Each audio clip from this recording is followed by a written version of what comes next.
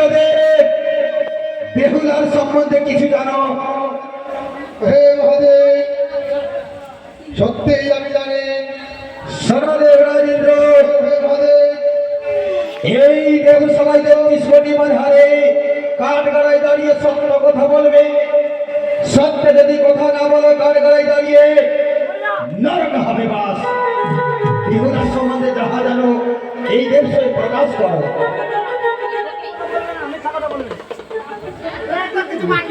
শোনো শোনো হে মহাদেব, আমার বচন প্রত্যগল মহাপুরী উষাকে আনিল হরে জন্মাইল তপুরি মনসা দেবরাজ ইন্দ্রদেবের সাক্ষী দিয়ে গেল, এটা সাক্ষী সত্য। শোনো পিতা, এই তো ইন্দ্রদেব সাক্ষী দিয়ে গেল, এই তো যেন ইন্দ্রপুরীর কথা। এইখানে যে নাকি বাসর করে তার স্বামীকে নাগদারায় দংশন হয়েছে, বলো তো সে কি নীতিনয়নে দর্শন করেছে? দেবরাজ ইন্দ্র, তুমি কি দেখেছো তারা নাগদারা নক্ষেন্দ্রকে দংশন করেছে? জানো না? তাই বলে সেই সাক্ষী পিতা বর্তমানে মিথ্যা মিথ্যা মিথ্যা মিথ্যা মিথ্যা। ইন্দ্রদেব সাক্ষী দিয়ে গেল সে মিথ্যা, আর কেউ সাক্ষী। এই যে সামনে আপনার কিসের বসে আছে যমরাজ, তাকে জিজ্ঞাসা করুন। কোথায় হে যমরাজ?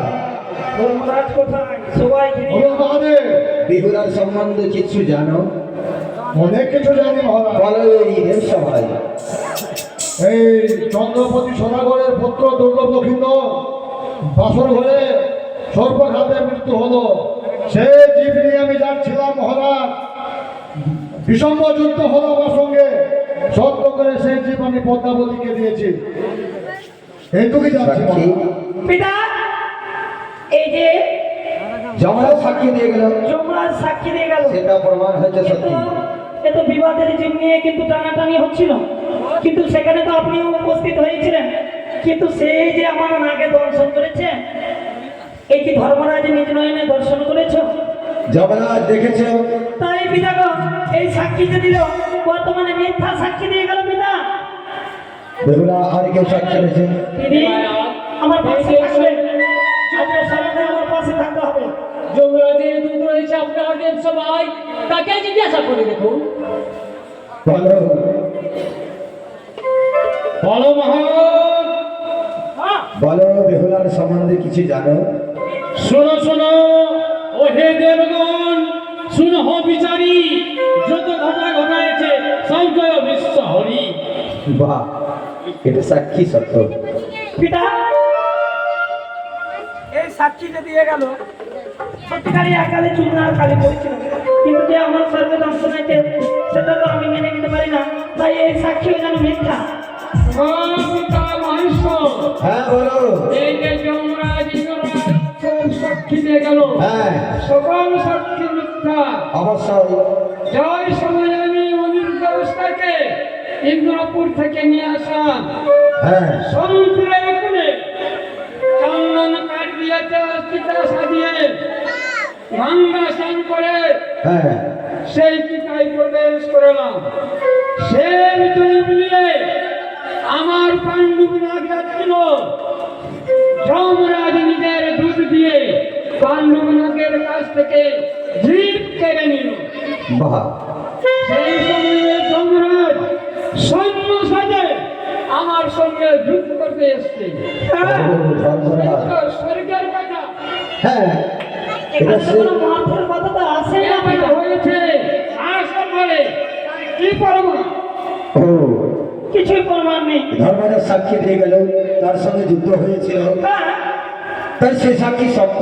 সেই সাক্ষীও মিথ্যা। চোদ্দ ভুবনের 14 যমরাজ, 14 যমরাজকে নাগ পাশ বাঁধিয়ে 3 দিন বন্দি করে রেখেছি সিজুয়া পর্বতে। আশীবন পাথর ভুগবে। এটা সাক্ষী সত্য। না পিতা, এই সাক্ষীও বর্তমানে মিথ্যা।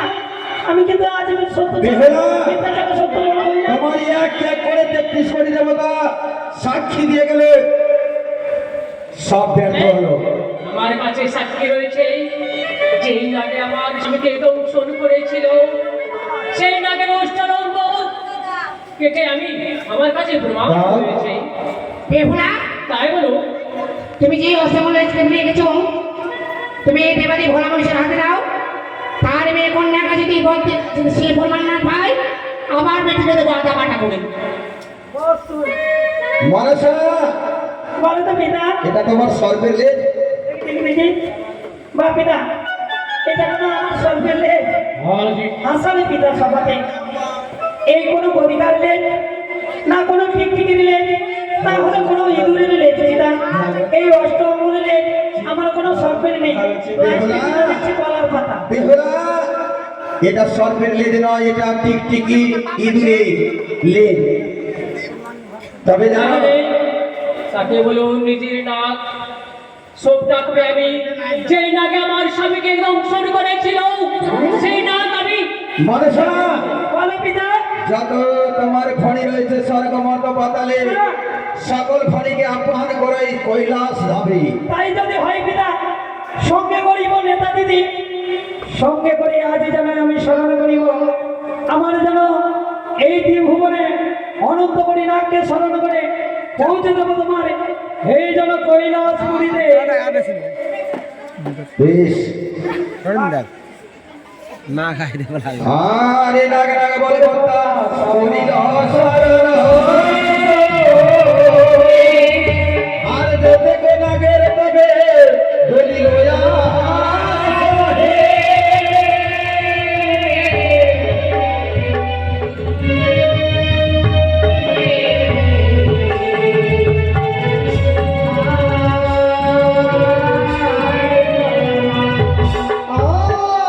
শীতের বচনে তবে পোতা কি করবো